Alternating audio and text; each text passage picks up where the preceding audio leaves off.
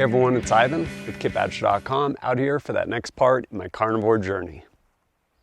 If you've been following along, a while back, about 4 months ago as of filming this, I initially took a blood lab before I got started and then dove in.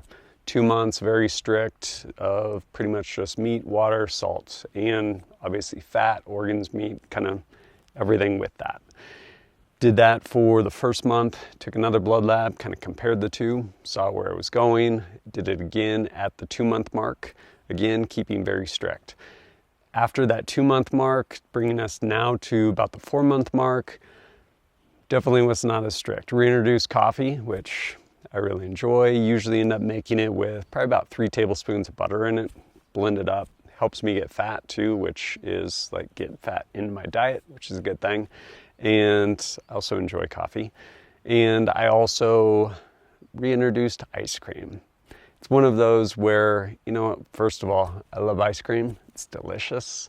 And dairy doesn't affect me. Like the carnivore diet and like lifestyle, air quotes, can be really helpful as an elimination diet, especially if people, whatever it may be, whether they have celiacs or gluten intolerance, all these different things, to include dairy intolerance. Fortunately, dairy doesn't affect me negatively, so able to reintroduce that, which I really enjoy. Also kind of reintroduce some like hard cheeses like Parmesan, things along those lines, which I actually really enjoy.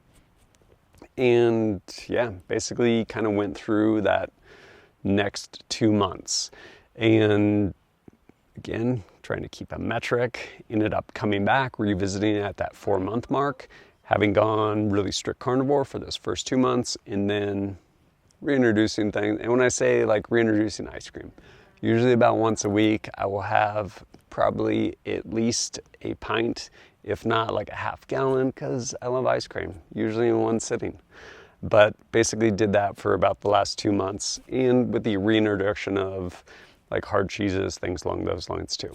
So brings us to the 4 month mark, ended up getting some blood drawn and went back in, visited with my doctor, and here are my labs.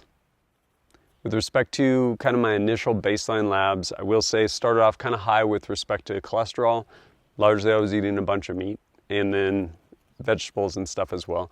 But then also I was deficient in vitamin D. But coming forward to that 4 month mark, my cholesterol had been going up, and coming into that 2 month blood lab, it was basically over 3,500, like not measurable per the lab. And so that was pretty alarming to my doctor. She was like, I need you to change some things, like maybe some healthy fruits and some fiber and this and that, help kind of reduce that. So I was like, okay. And came back in at the 4 month mark, and she's like, hey, there's some improvement, so those change it? And I'm like, no, I didn't make those changes. She was kind of crestfallen, but I was like, no, I'm not going to do that. But in turn, actually my cholesterol ended up coming down. So being at 3,500, it actually ended up coming down some, from over 3,500 to 2,285, which is still very high, but definitely not unmeasurable. And then lipids also ended up coming down from about 398 to 243, which was a good thing. And then HDL, kind of the good cholesterol, ended up decreasing a little bit from 78 to 71, but it is what it is. And then triglycerides, small LDL particles, all that stuff kind of went down some also, which overall, good thing. Also of note, my insulin resistance started measurable, and after the first month pretty much dropped to less than 25, not measurable per the lab, which is a good thing. Not going to be a diabetic, at least not right now. And then down at the bottom, vitamin D went from like 28.9 to 58.9, which is significant over the course of those 2 months, brought me back up into kind of that healthy range. And that's from taking, I want to say about 5,000 international units a day. And then of course, finally starting to get nicer. So starting to actually get more sun. Even though spend a lot of time outdoors, like during winter months, not always sunny. So vitamin D is up, which is a good thing. And then C-reactive protein, kind of a measurement of inflammation inside the body, went from 0.26 to 0.39. So it actually increased a little bit. It was on kind of a downward trajectory, probably due to reintroducing ultimately sugar and carbohydrates in the form of ice cream, but that ended up going up a little bit. Still of concern to my doctor is this chart basically with cholesterol. The weird part is we'll look at the next chart in a minute, but yeah, like as a snapshot, it's like, oh my gosh, like your cholesterol is super high, but it's high for like an average American who has all these other risk factors. So let's take a look at the next page. And right here we can see everything's basically dropped back down towards the green. Ultimately, very low at risk for any type of cardiac event, anything like that, like overall healthy. And it's kind of this weird paradox though, because most of our medical kind of benchmarks are from like your average cheeseburger eating American. Like terrible diet, like I don't know how much of America's fat. It's like 70% of America's fat, like, or obese, because we don't want to fat shame and get people into a healthy lifestyle.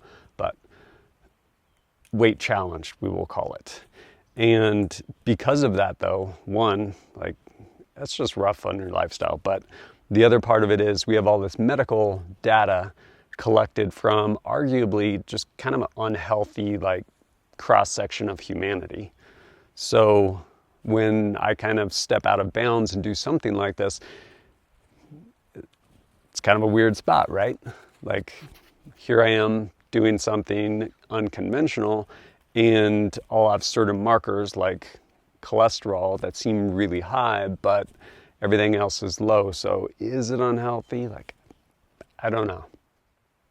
As kind of another metric, I initially went at that 2-month mark, having kind of dropped and then maintained at about 173 with respect to body weight. And then 4 months in, after reintroducing ice cream, went to about 177, so about 4 pounds. And yeah, here's basically what I look like now. Probably not as lean as I was at that 2-month mark, but also keep in mind that the last probably week and a half or so, I've kind of strayed further from the carnivore diet as well. What do I mean by that? Well, after that blood lab at the 4-month mark, there's basically a 1-week window where I actually got the results, and then a couple days later, here I am filming. But right after I got that 4-month blood lab, I ended up actually driving down to Southern Oregon, ended up taking an awesome 3-day course with Clint Smith down at Thunder Ranch.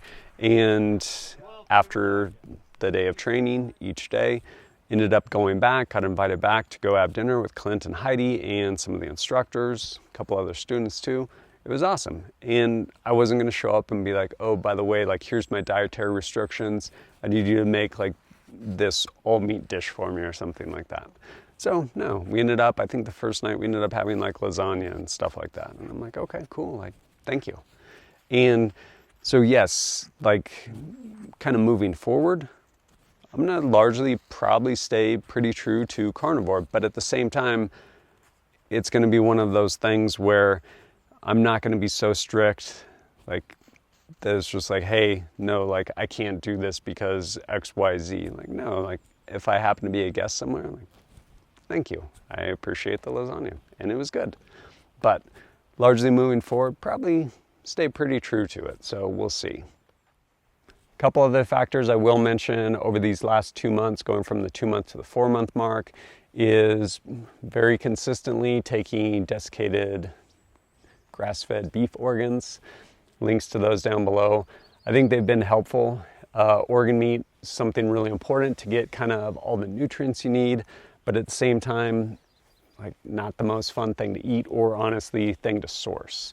So have been doing that. And I've also reincorporated from that 2-month mark to the 4-month mark, CBD, full spectrum from Uncanna.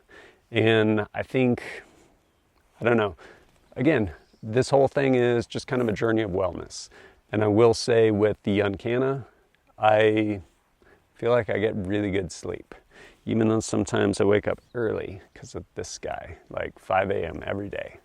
But no, I think incorporating both of those has just been helpful to overall feelings of wellness and things like that too. And at the end of the day, like, so much emphasis I think is put on food, but largely kind of in the wrong way. Like, we eat because we're bored or just mouth pleasure, as opposed to like, oh, you know what, like, my body actually needs sustenance right now because of whatever my activity is. And that's something I have noticed too with carnivore, just like way more aware of. In part, kind of the energy levels of being just really sustained and not having that same high end. And so without having that same high end, output wise, if like I go into the gym and go like crush myself for like 3-minute sprint, that's probably not even 3 minutes, like a 30-second sprint, like full tilt boogie on like an Airdyne bike, like just get crushed. And you can actually deplete yourself to the point where after that, like, you're kind of worthless for a bit, like really worthless. And so being able to basically kind of keep it within that bracketed window to where you actually have really good sustained energy, especially for coming out, like hiking, things along those lines. As long as you don't kind of break that threshold, you're really good. And then also knowing where and when you do break that threshold, either ahead of time to basically get some sort of healthy carbohydrates in, whether it's like honey or berries, something along those lines, or supplement afterwards to basically like help your body recover if you end up pushing really, really hard. So it's been interesting, just kind of honestly getting just kind of more in tune with the body and yeah, like also being kind of more aware of your eating habits and stuff too as well. But from here, moving forward, I'm not sure exactly when I'll revisit it. I think largely I will probably stay pretty true to it. Again, just kind of more relaxed, in part about to go on the 2021 Coast to Coast tour, and I'm sure there will be times where it's like, you know what, like I'm hungry and I actually need to eat for sustenance, and maybe it's not practical to be like, hey, like I need a 16-ounce steak right now, and maybe I end up eating something that otherwise I would probably rather not, but practical takes precedence at a certain point in life. So we'll continue along and I'll probably end up revisiting this. But if you're in a place where, one, you're not happy with your health and weight, or you just kind of want to try and move towards kind of a peak performance, I would say maybe check it out. There's some good books. There's linked down below, as well as cookbooks and stuff like that. And yeah, check it out and kind of go from there. Might be worth doing it. And I mean, at the end of the day, there's very few things you're in control of. One of them that you are is what you put in your mouth. Really and truly. So, pretty easy step with respect to taking care of your own personal health and well-being. But as always, thanks for joining us at kitbadger.com. Look forward to seeing you next time.